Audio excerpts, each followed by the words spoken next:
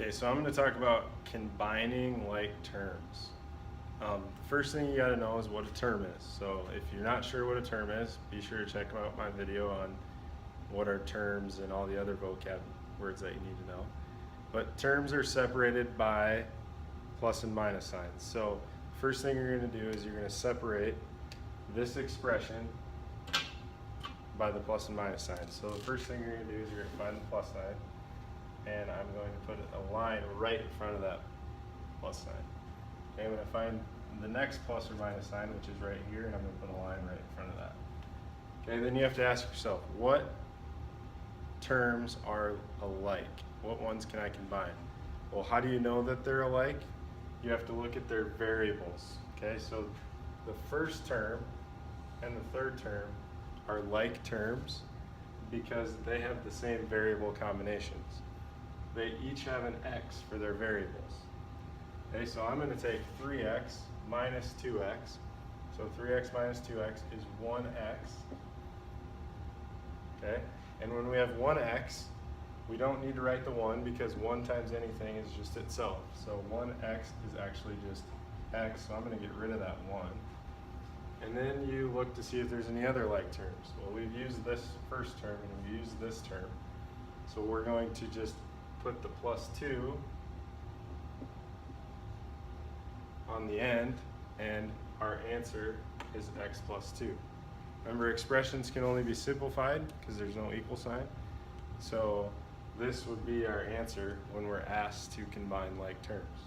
Okay, let's try another one.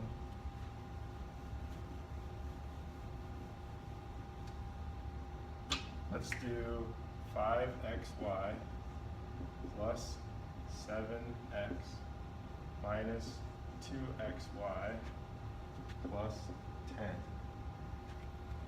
Okay, so the first thing we have to do again is separate the expression into terms. So I'm going to separate the expression by finding the plus and minus signs and drawing a line right in front of them. So the next one's here, next one's here. And then I draw arrows, or I connect the terms that are alike. So the first term and the third term are alike because they both have the same variable combination. They both have x, y. Okay? The second term and the fourth term are not like terms because this has an x and this doesn't have anything. Okay? So we're going to subtract the first term and the third term. So 5xy minus 2xy is 3. And you don't subtract the x's and the y's, you just bring those down. So 5 minus 2 is 3. So it's 3xy. So we can cross that one off and that one off. And since these aren't like terms with anything else, we just add, bring them down, 7 plus 7x plus 10. Now, when we write this, we have to make sure that we write it in the correct order. So what is the correct order? The correct order would be 3xy comes first because it has the most variables. Okay? Plus 7x, this has the second most variables. Plus 10, this is just a whole number, so it doesn't have any variables.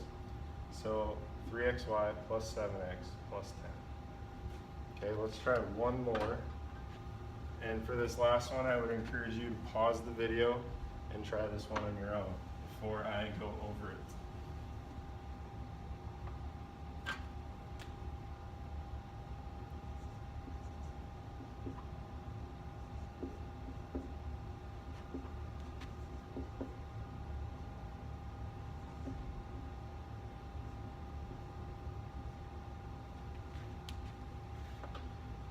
So we have 23 plus 4x plus 2y minus y minus 11.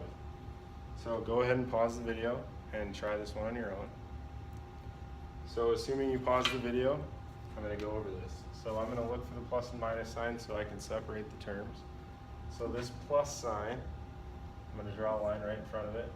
In front of this plus sign, I'm going to draw a line right in front of it. In front of this minus or negative sign, I'm going to draw a line in front of it. In front of that minus or negative sign, I'm going to draw in front of it. So we have 1, 2, 3, 4, 5 terms.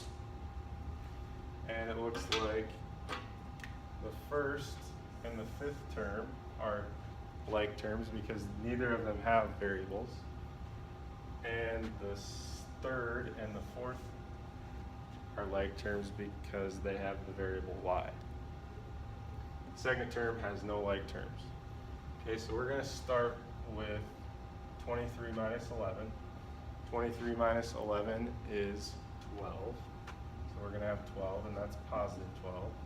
And like I said in the previous problem, the whole numbers, or the ones without any variables, probably going to go in the end. So put plus 12 or positive 12. Okay, I'll cross off these terms.